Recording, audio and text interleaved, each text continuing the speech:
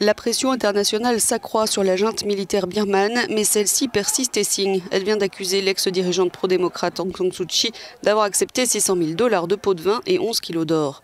Un énième chef d'inculpation qui arrive juste après la ferme et unanime condamnation des violences perpétrées contre les manifestants anti-coup d'État depuis 5 semaines. Les 15 États membres du Conseil de sécurité ont dénoncé les agissements violents de la junte, y compris la Chine et la Russie, alliés traditionnels des généraux birmans. Il est absolument essentiel de relâcher les prisonniers. Il est absolument essentiel de respecter les résultats des dernières élections et de permettre le retour à la transition démocratique qui était engagée, a précisé Antonio Guterres, le secrétaire général de l'ONU. À Rangoon, comme dans plusieurs autres villes du pays, les manifestations sont quotidiennes, malgré la peur, la violence, les arrestations et déjà une 50aine de morts. Mais la détermination des jeunes reste intacte.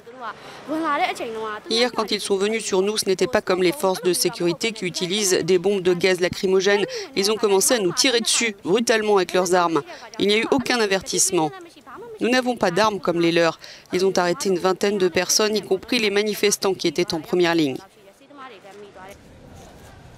Médecins, enseignants, employés des compagnies d'électricité, cheminots, de nombreux fonctionnaires ont aussi cessé le travail depuis le putsch.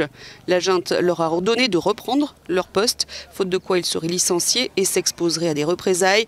Mercredi, l'armée a notamment lancé un raid contre les 800 cheminots grévistes d'une gare de l'est de Rangoon.